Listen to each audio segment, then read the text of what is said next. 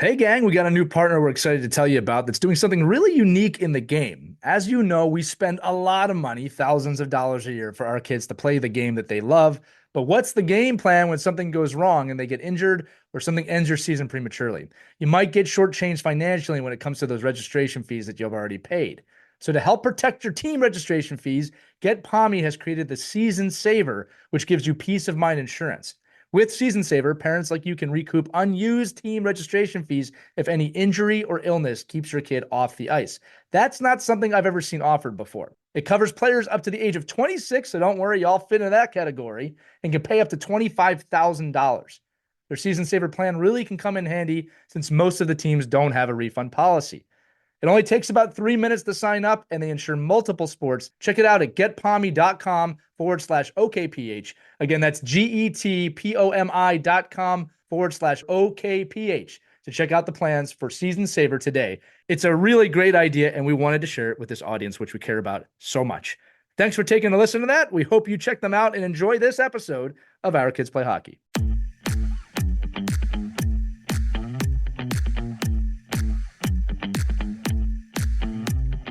Hello, hockey goalies and skaters around the world. Welcome back to another edition of the Ride to the Rink. I've got a full panel here today. Sherry Hudspeth is here, Mike Benelli is here, and Coach Kim McCullough is here today. And we're talking about confidence. Kim wanted to talk about this. I'm actually going to give the microphone to her right now. Kim, talk to the kids listening about confidence. Confidence is the most important thing in sport and in life, guys, and this is how you build it. It's not something that your coach can give to you in a little box with a little bow and just hand it to you. If we could, as coaches, just give you confidence, we'd be driving a lot fancier cars and we might not be coaching minor hockey. So confidence comes from you. Your parents can help you a little bit, telling you you're doing a great job, your teammates giving you the pat on the back, the coach pointing it out that you did a great job on the back check. Those things are all going to help for sure. But ultimately, your confidence comes from you. And how do you get it? Where does it come from? It's not coming from Instagram or Snapchat. It's coming from you setting and getting little goals. So what does that mean? It doesn't mean, hey, I'm going to make it to the NHL or I'm going to make it to the PWHL and I'm going to get that goal. That's a long way off. And if you're waiting for that goal to get your confidence, you're going to be waiting a really, really long time. To me, confidence comes from setting little goals every day. And quite frankly, parents and coaches who are listening on this, we know this too. If you set a goal to go and have a workout this morning before you go to school or work, and you go downstairs in the basement and you do 30 minutes of who knows what, and you give yourself a little check mark. I set that goal. I was going to work out this morning and I get that little check mark. That's where confidence comes from. It is that simple. Then you say, oh, I'm going to go shoot 50 pucks out in the backyard. And you do it. Oh, now I feel good about myself. Give myself a little check mark. Now I feel a little bit more confident. And you can do that in the game as well.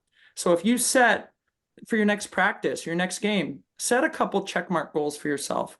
Hey, you know what? I'm a D. I'm going to make sure I always have my stick in the right position on one-on-ones, or I'm going to make a great breakout pass, or I'm going to make sure my shot hits that big red thing in the middle of the ice. I'm going to hit the net with my shot. After the game, if you set those 3 goals and you come back and you can actually put a check mark next to them, you're going to feel really good about your game. And now you're not worried about what did my coach say about me, or what did my parents say in the car ride home, or what did Sally, my teammate, say to me or not say to me about how I played, right? You're now taking control of your own confidence. And if you didn't get those check marks, just ask yourself why. Well, maybe I hurt my ankle in the first period. I didn't play the rest of the game. Or maybe we were in our D zone the whole time because the other team was really good. But that's really where it comes from, is these little moments that add up over time.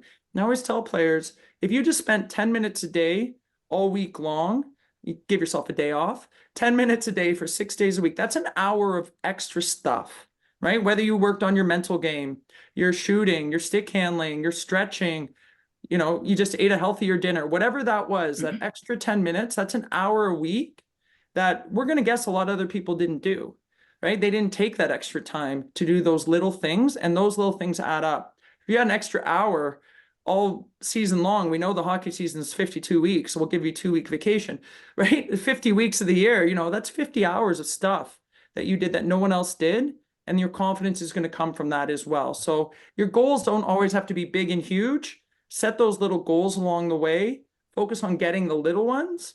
And that's how you're going to feel good about yourself. And that's where confidence is ultimately going to come from. And it's only going to get enhanced by the people around you, but you're not leaving it to be controlled by the result in the game or whether you scored a goal or whether your coach told you you did a good job.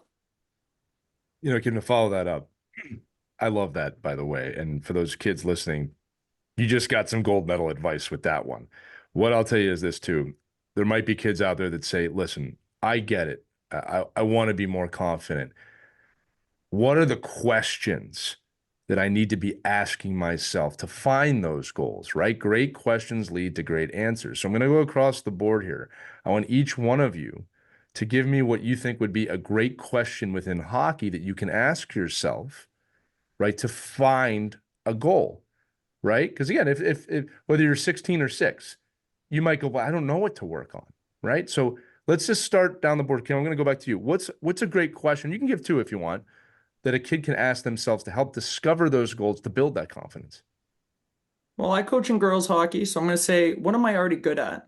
And can I make that? If I'm an 8 out of 10, can I make it a 10 out of 10? And I think a lot of times girls out there, we worry so much about the things we're not good at and taking those from a 1 out of 10 to a 2 out of 10 or a 3 out of 10 to a 4 out of 10, where the truth is, taking your 8 out of 10 to a 9 out of 10 is going to make you stand out way, way more than taking one of those other things on a smaller level. So that could be your mental game, could be your physical game, like your off-ice training. It could be something on the ice, your stick handling, your shooting. But I would say turn the volume up on your strengths and make them even stronger because you're already good at those things. It's going to make you feel even better when you're excelling in them even more. Love that. Mike, I'm going to go to you next and Sherry last.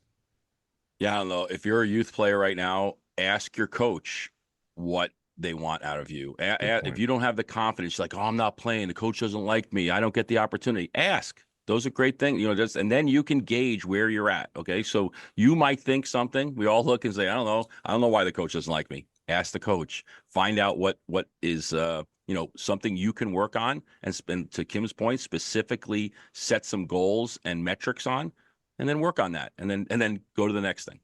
Love it. Sherry, over to you. One of the things I had growing up is when you do find your goals is just to put it somewhere where you see it. Like I had mine in the bathroom when I brushed my teeth in the morning. I saw like my little goals that I wanted to accomplish for the day or for the week or for the month or for your season. So just when you do find your goals and you figure out what that is, put it somewhere where you can see it and work on it. I love it. It's funny you mentioned that. I used to write my goals in pencil on the wall in my room. The last one I wrote when I was 18, which was many, many moons ago, is actually still there. And my father sent me a picture of it. And he said, you accomplished every one of these. And you're absolutely right. There is a massive power in writing out your goals. My question would be just this, and it's kind of building on Kim's, it's what do I love to do, right? I think Kim makes a great point about what you're good at. I think that if you love an aspect of the game, you should be in touch with that. It's not the only aspect of the game, but it's a lot easier to practice the things you love sometimes than the things that you don't. It doesn't mean you shouldn't practice the things that you're not great at. But starting with something you love can kind of help build those habits. I think that Kim's talking about that make you confident, right? And, Kim, I'll just kind of let you have the last word on this in the sense of, if you build one habit and you find the confidence in doing that, there's a skill in that too. You can build confidence and in building confidence, right?